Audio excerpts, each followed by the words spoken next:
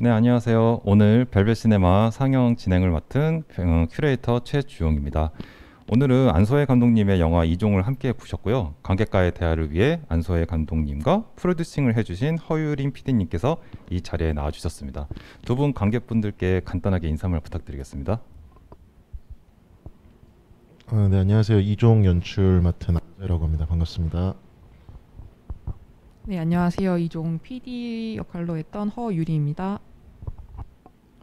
네, 오늘도 마찬가지나 인상적인 질문이나 소감을 남기신 분께 저희가 영화 관람권을 드리는 이벤트를 하고 있으니까요. 총 저희가 두 분을 선정을 해서 영화 관람권 한 매씩을 드리도록 하겠습니다.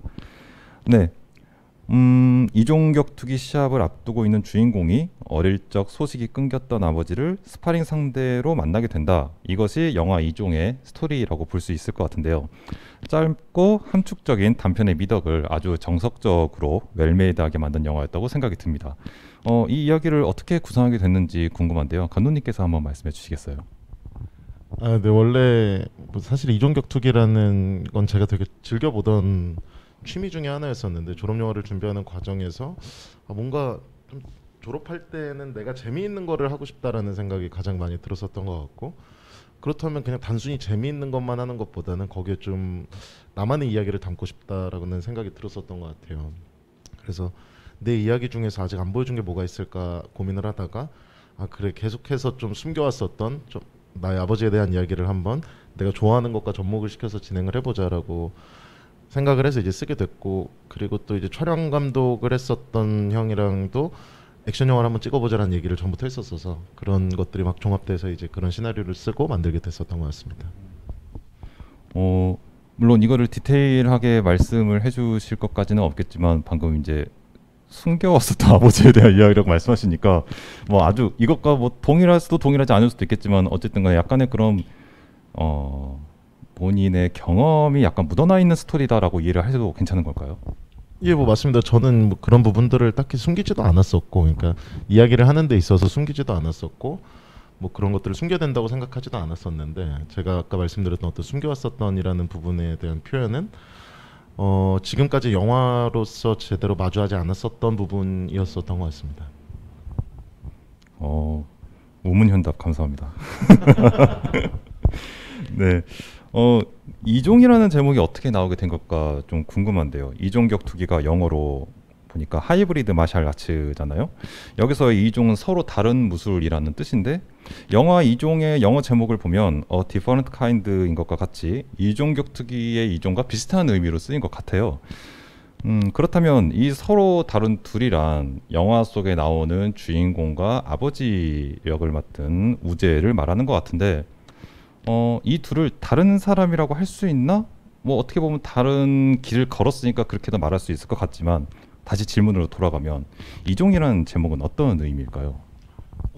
말 그대로 이종격투기라는 게 저는 매력적이었었던 게 전혀 다른 종류의 무술을 하는 사람들이 만나서 링 위에서 승부를 벌이는 것들을 우리는 이종격투기라고 말을 하는데, 우재와 겸수도 저는 같은 상황이라고 생각을 했어요. 제가 뭐 영화 속에서 구체적으로 그리진 않았지만 두 사람은 오랜 시간 동안 만나지 않았었던 관계고, 어떻게 보면은 이제 서로 좀 잊고 지내는 그런 사이였었는데, 그러다가 전혀 다른 길을 가다가 되게 우연히 만나면서 벌어지는 일이고, 그 두 사람이 계속해서 다르다라는 것들을 좀 표현을 하고 싶었고, 마지막까지 같은 길로 가지 않는 좀 각자만의 길을, 다른 길을 가는 것들을 보여주고 싶었어서 이종이라는 제목을 좀 선택을 했었던 것 같습니다. 그 마지막에 다른 길을 가는 게 굉장히 좀 인상적이었어요. 오랜만에 만나서 많은 지금 그동안 쌓아왔던 이야기를 할 법도 한데 결국엔 이 두 사람이 하는 건 언어보다는 몸으로서의 대화로 마무리를 하잖아요. 어쨌든 마지막에 결국 말을 건네지 않고 헤어지는데 제가 볼 때는 주인공뿐만 아니라 아버지 얘기도 마찬가지고 그것만으로도 충분하다고 서로가 여긴 걸까요?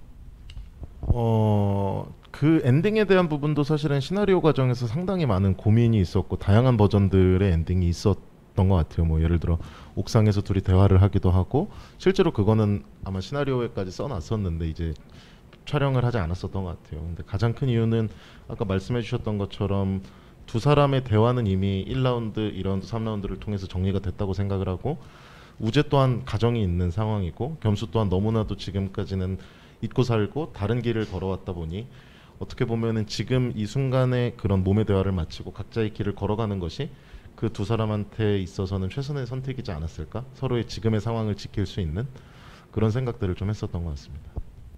제가 영화에서 놓친 건지는 잘 모르겠는데 방금 말씀해 주시기로는 우재도 다른 가정이 있는 상황이다라고 말씀하셨는데 영화에는 그게 드러나진 않았었죠?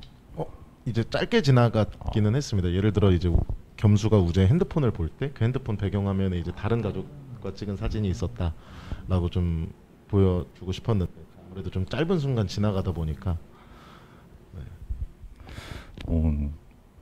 그때 그 핸드폰 보면은 되게 액정이 다 깨져 있잖아요.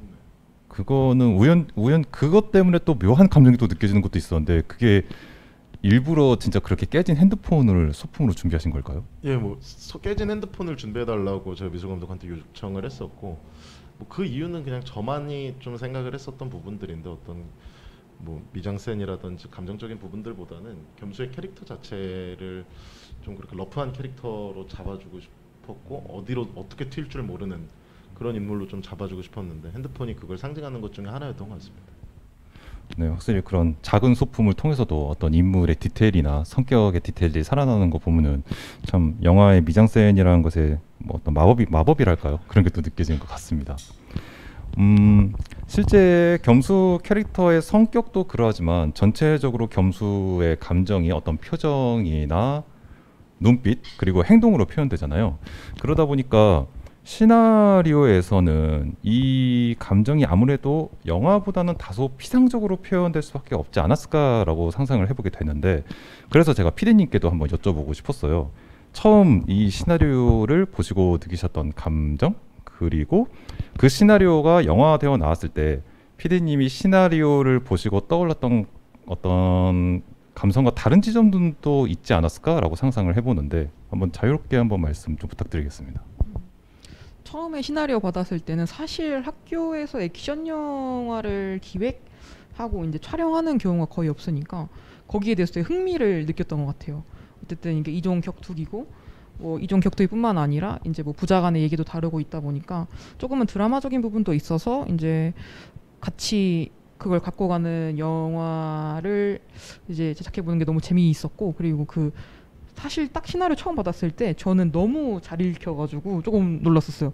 사실 이 작품만 본 게 아니고 여러 작품 시나리오를 봤었는데 되게 읽다 보면 되게 머뭇거리는 부분이 되게 많고 좀 물음표가 지어지는 그런 부분이 많은 시나리오가 있었는데 이종을 딱 받았을 때는 진짜 처음부터 끝까지 아 이렇게 흘러가겠구나 이렇게 흘러가서 뭐 엔딩은 이렇게 나도 괜찮겠구나라고 생각을 했었던 것 같고 그래서 뭔가 다르다기보다는 좀 놀랐던 게 찍고 나서 제가 딱 처음에 시나리오 읽었을 때 그 느낌에서 많이 벗어나지 않아서 조금 더 놀랐던 부분도 있는 것 같아요.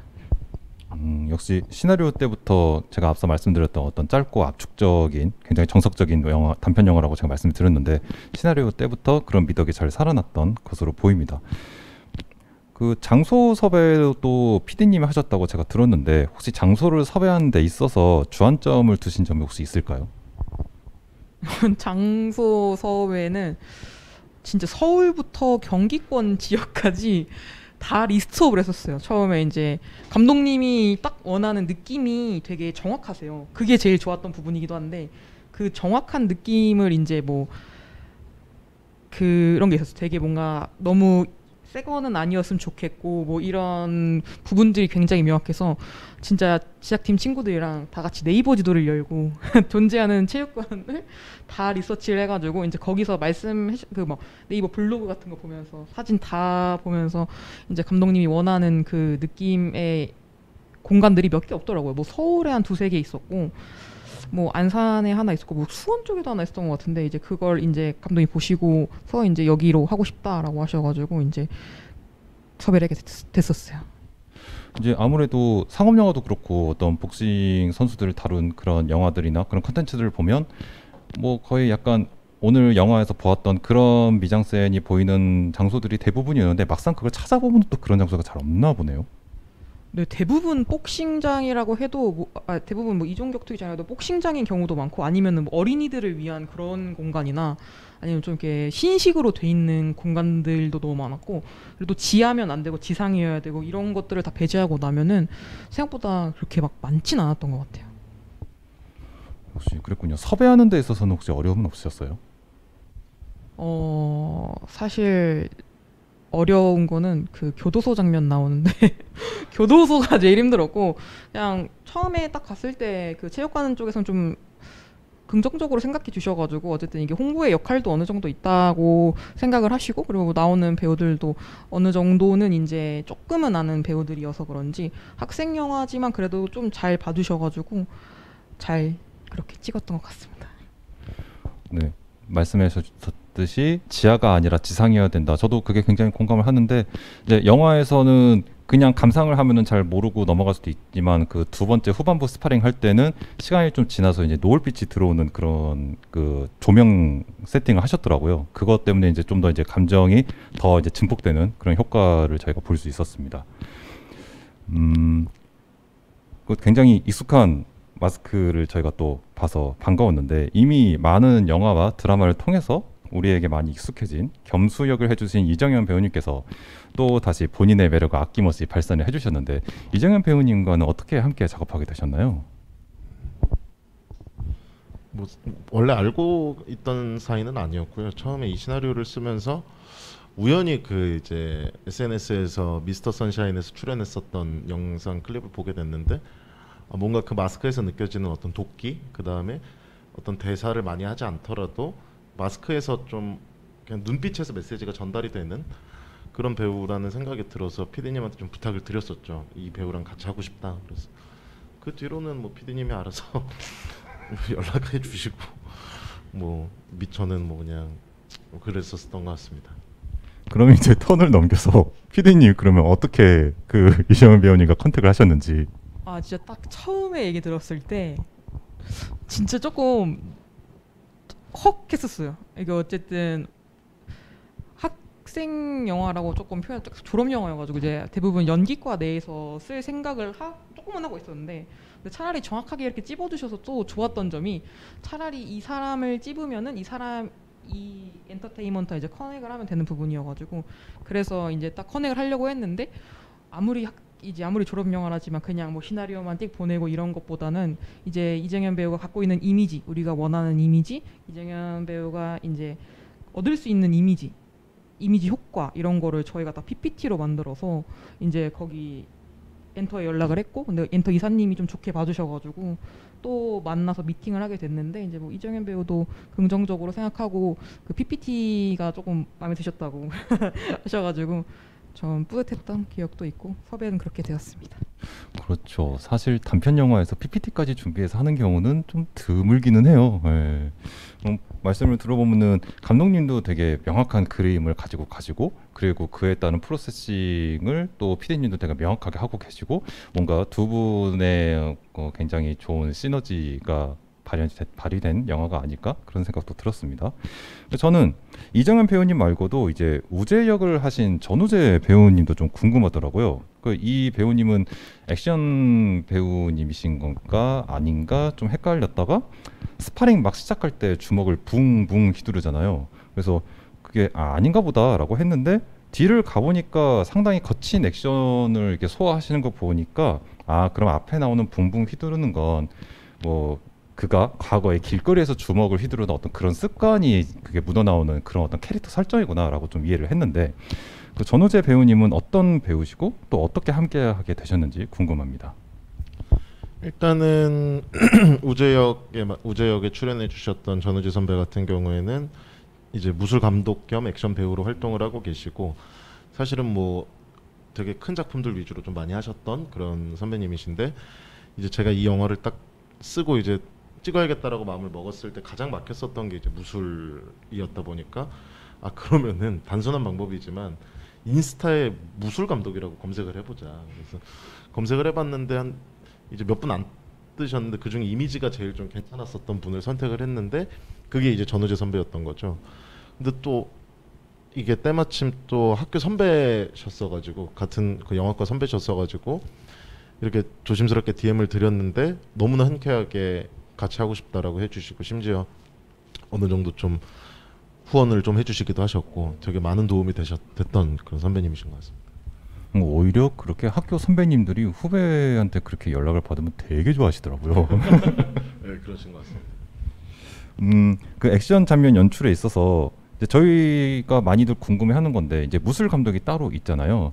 그러면 이제 무술 감독님은 현장에서 어떤 일을 하시는 걸까도 많이 궁금해하시고 그리고 뭐 익히 듣기로는 어떤 액션 장면 연출에 있어서는 무술 감독님도 약간 반 연출에 가깝게 이제 참여를 하신다고 하는데 그럴 때 이제 연출과 무술 감독은 어떤 식으로 이제 합을 맞추고 조율을 해나가는 걸까 그게 되게 궁금하거든요. 현장에서 어떤 방식으로 함께 하셨나요? 사실 이렇게 액션 씬을 찍을 때 가장 중요한 거는 배우들의 안전인 것 같아요. 근데 그러다 보니까 어떤 배우들의 안전을 사실 책임질 수 있는 거는 저보다도 무술 감독님이 훨씬 더 컸다고 생각을 해요.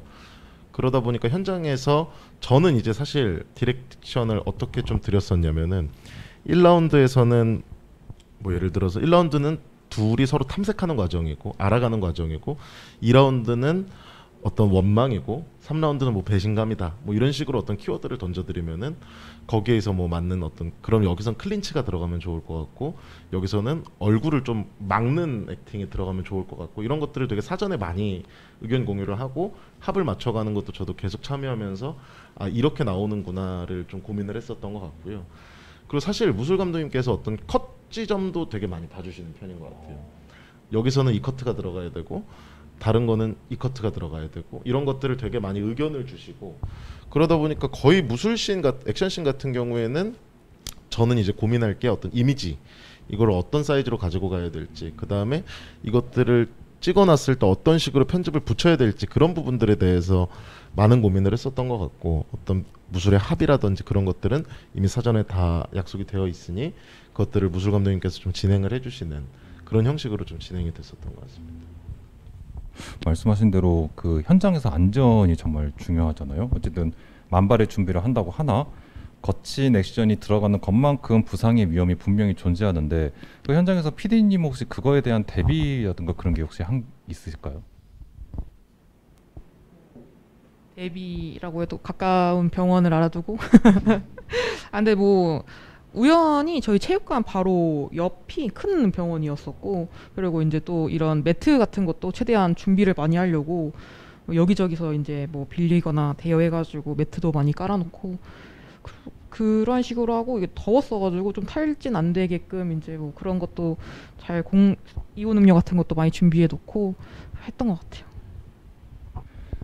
제가 시작하기 전에 잠깐 이제 감독님하고 이야기를 좀 나눴었는데 이 액션 장면을 구사하기 위해서 그 배우님들이 2달 정도 연습을 하셨다고 말씀을 해주셨거든요. 그럼 그 어떤 합을 맞추고 하는 그런 과정이 2달인 건가요? 어떤 그 2달의 과정 동안에는 어떤 거를 연습을 하는 건지 궁금합니다. 일단은 그 이정현 배우가 운동을 하기는 했었지만 그것들을 계속해서 지속해오던 상태는 아니었거든 무술의 종류를. 그러다 보니까 제가 말씀드렸던 2달이라는 기간은 시나리오를 받고 캐스팅이 된 후에 처음 몸을 어느 정도 좀 폼을 맞춰가는 과정부터 시작을 해서 이제 시나리오에 맞는 합을 짜고 합이 나오는 데만 한 2, 3주 걸렸었던 것 같아요. 그래서 그 총 한 뭐 8, 90합 정도 됐었던 것 같은데 그래서 이제 뭐 1라운드 짜고 2라운드 짜고 3라운드 짜면은 계속해서 그 합을 맞춰보는 거죠. 그 다음에 그 합이 나왔을 때 콘티를 한번 짜보고 그 콘티랑도 비교를 해보면서 또 맞춰가고 그 기간이 한 2달 정도 걸렸었던 것 같습니다. 그렇군요. 저희는 이제 심플하게 생각하기로는 어쨌든 영화라는 건 컷 편집이라는 게 존재하니까 부분 그렇게 따서 하면 되는 거 아닌가라고 생각을 하는데 또 막상 또 그거를 현장에서 연출하고자 하면 역시나 그런 걸로는 부족한 것이 있는 것 같네요. 네, 다시 말씀드렸지만 소감이나 영화에 대해서 궁금한 점을 실시간 댓글로 올려주시면 네, 영화 관람가 한 명씩 보내드리겠습니다. 그러니 다시 한번 참여 부탁드리겠습니다.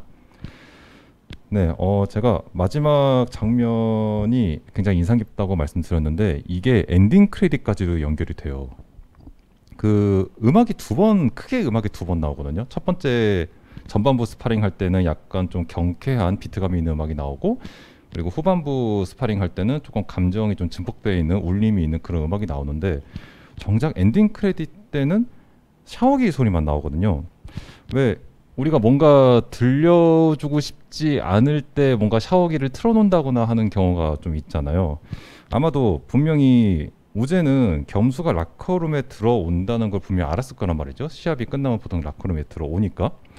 그리고 겸수의 정체를 그도 어느 정도 감지를 했으니 자기도 모르게 아마 우재는 귀를 쫑긋하고 있었을 것 같아요. 그래서 겸수가 분명히 라커룸에 들어왔다는 걸 알 것 같은데 그래서 저는 좀 궁금하더라고요. 이게 우재가 그 당시에 뭐 눈물을 흘리고 있었는지 어떤지는 모르겠지만 그렇게 자기 감정을 드러내고 싶지 않아 하는 감정인 건지 아니면 겸수가 자기한테 말을 걸지 말아달라는 그런 신호인 건지 좀 궁금했는데 어쨌든 이 엔딩 크레딧 때는 음악 없이 샤워기 소리만 계속 나오고 마무리가 됐는데 이 사운드 연출은 어떤 걸 전달하고 싶으셨던 걸까 궁금합니다.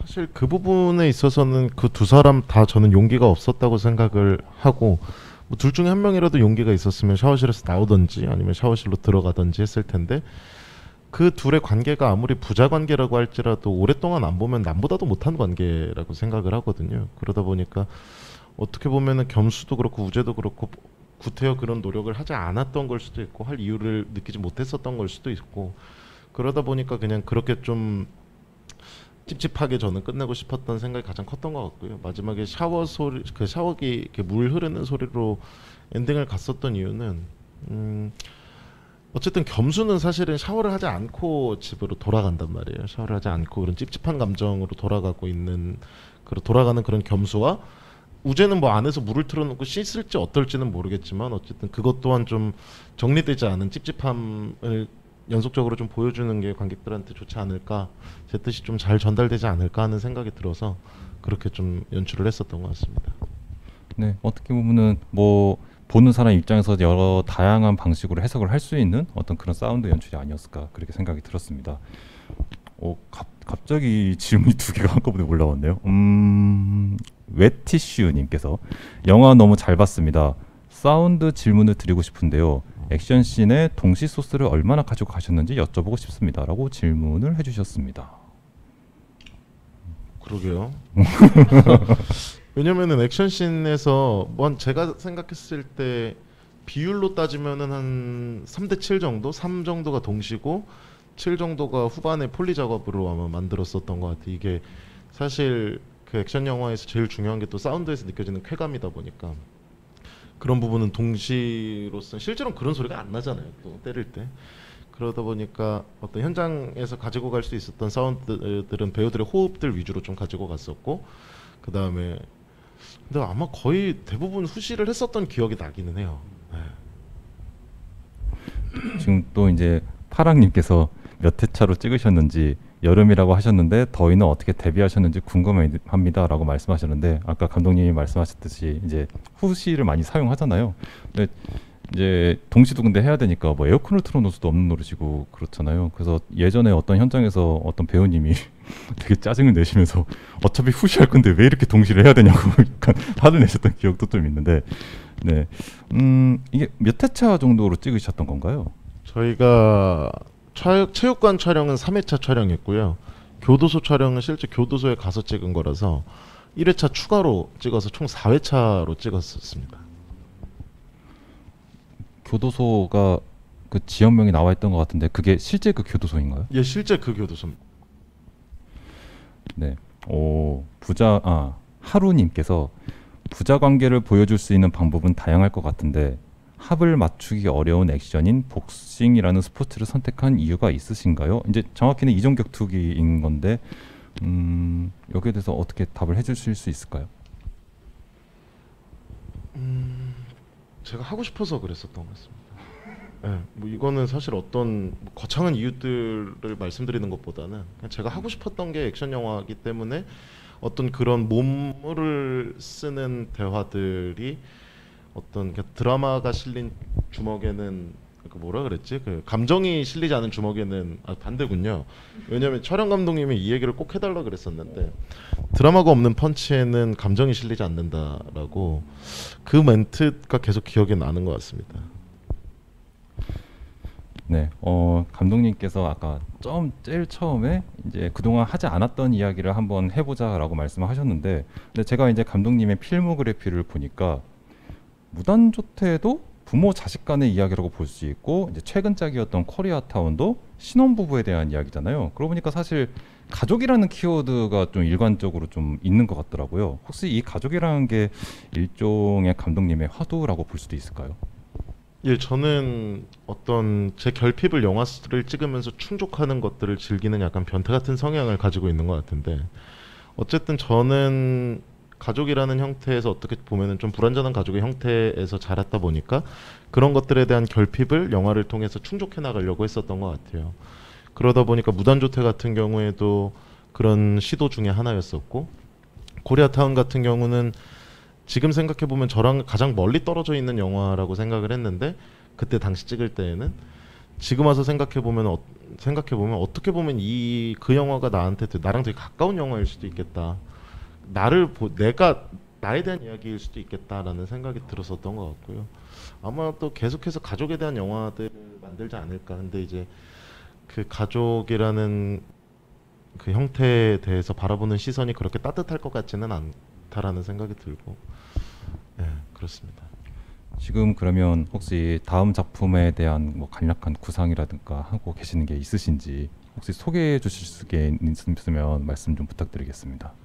원래 이제 이 다음으로 찍으려고 했었던 영화가 다른 곳에서는 또 다르게 말했는데, 사실은 원래 처음 이종 가지고 이제 이렇게 온라인 지부했을 때는 프로레슬링에 대한 영화를 만들어 보고 싶다. 그래서 그것도 피디님이랑 같이 기획을 하다가 이제 중간에 여타 사정 때문에 중지를 했었고, 그러고 나서 또 썼던 시나리오는 어떤 식구라는 제목을 가진 건달의 이야기였었는데, 그것도 뭐랄까 좀 제작을 하기에 좀 여건이 부족하다는 생각이 들었고, 지금은 계속 고민 중인 것 같아요. 또 얼마 전에는 되게 재미있는 꿈을 꿔서 그거를 가지고 또 찍어볼까 하는 고민도 있고, 뭐 이거는 아직까지 정리가 되지 않은 내용이라 계속해서 시도를 하려고 하고 있습니다. 네, 말씀 감사합니다. 피디님께도 제가 궁금한 게 감독님뿐만 아니라 모든 이제 스태프 분들이 자신들이 하고 싶어하는 영화라는 게 분명 존재하거든요.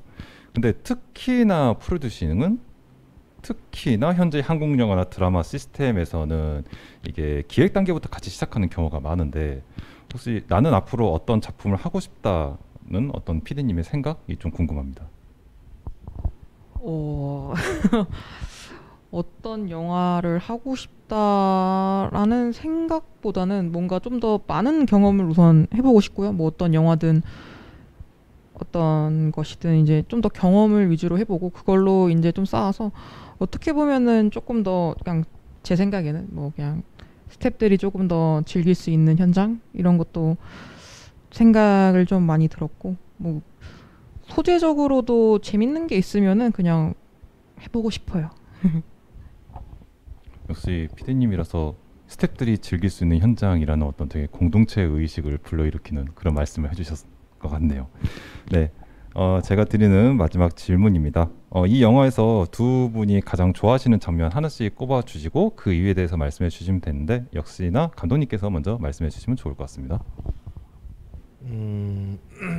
매번 다른 것 같아요. 볼 때마다 다른 것 같은데, 오늘 봤을 때 제일 좋았었던 장면은 3라운드에서 겸수가 우재한테 달려가기 전에 분노에 찬 얼굴로 글러브를 끼고 마우스피스를 차고 달려가기 직전의 모습이 되게 좋았었던 것 같아요. 뭐 이유는 잘은 모르겠는데, 이 영화가 워낙 좀 어떤 이론으로 설명할 수 있는 영화보다는, 이성으로 설명할 수 있는 영화라기보다는 가슴을 움직이는 영화이기 때문에 어떤 그런 그때 그 이정현 배우의 모습이 마치 들판 위에 한 마리 들소 같았달까요? 네, 그래서 좋았었던 것 같아요. 오늘 볼 때는. 마무리 멘트를 너무 잘해주셨는데. 네, 그럼 피디님 혹시 또 말씀해 주시겠어요? 저는 그 라커룸 장면에서 되게 인상 깊었던 건데, 그 조심히 들어가가지고 이제 확인을 해보잖아요. 내 아빠가 맞나 안 맞나 이런 느낌으로 이제 그 다가갈 때의 그 장면이 되게 얘가 이래서 계속 눈치를 봤던 거구나라고 생각을 확신을 주는 그런 부분이 있었던 것 같아가지고 저는 그 장면을 제일 좋아합니다. 네, 이게 20분도 안 되는 16분이라는 굉장히 짧은 러닝 타임인데 그 안에 어떤 사람의 인생과 그리고 그 짧은 순간에 이 사람이 살아오면서 느꼈던 수많은 감정들이 다 같이 분출돼서 나오는 굉장히 짧지만 굉장히 많은 것이 들어가 있는 굉장히 인상적인 영화였다고 생각이 들었습니다. 네, 이제 저희가 앞에 말씀드렸던 관객 이벤트를 할 시간인데 세 분이 지금 말씀하셨는데 참 저희가 사실은 세 분께 다 드리고 싶지만 그렇게 하면은 또 예외가 발생하면 안 되잖아요. 예전에 것도 있다 보니 그래서 어쩔 수 없이 이제 감독님이 한 분을 픽해 주시고 피디님이 한 분을 픽해 주실 건데 네, 먼저 감독님께서 한 분을 선정해 주시면 감사하겠습니다. 네, 저는 일단은 그냥 맨 처음에 말씀해 주셨던 물티슈, 웹티슈 분으로 선정을 하겠습니다. 네, 다음 피디님께 여쭤볼게요. 저는 뭐 두 번째로 질문 주신 파랑님 뭐 회차나 뭐 더위 이런 질문 좋아요. 네, 웨티슈님 그리고 파랑님 두 분께 영화 관람권 한 매씩 드리도록 하겠습니다. 네, 오늘 보신 영화 이종은 인천영상위원회 홈페이지에서도 앞으로 일주일간 더 관람이 가능하시고요. 영화를 다시 보고 싶으신 관객분들께서는 인천영상위원회 홈페이지를 찾아와 주시기 부탁드리겠습니다. 그리고 방금 보신 관객과의 대화는 인천영상위원회 유튜브 채널에도 업로드될 예정이니까요. 인천영상위원회 유튜브 채널도 방문해 주시고 채널 구독도 부탁드릴게요.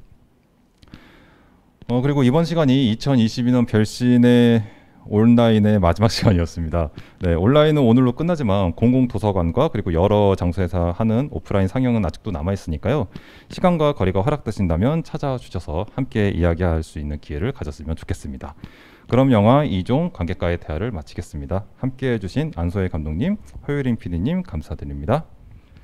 그리고 혹시 네. 죄송한데 아니요, 이게 아마도 마지막 GV가 될 것 같아서 제가 항상 GV 했을 때마다 많은 스태프들한테 감사한다는 말을 꼭 했었는데 뭐 연출팀도 그렇고 촬영팀도 그렇고 조명팀 뭐 다 했었던 것 같아요. 근데 이제 그 제작팀들이 특히나 좀 고생을 많이 했었던 작품이고 PD님이랑도 또 처음 같이 GV를 하는 거다 보니까 뭐 기종이 형도 그렇고 지민 씨도 그렇고 연지 씨도 그렇고 PD님도 그렇고 다 너무 감사하다는 말을 꼭 남기고 싶었습니다. 제작팀 최고. 맞아요. 정말 영화를 찍기 위해 지금 이제 대표로서 PD님도 나와 계시고 감독님도 나와 계시지만 사실은 그 자리에 너무나 많으신 분들이 하나의 영화를 만들기 위해서 정말 애를 써주시잖아요. 그 모든 분들께 애쓰셨다는 말씀 저도 드리면서 네, 모두 행복한 네, 행복한 영화 인생을 살아갈 수 있도록 한번 기원을 해보겠습니다.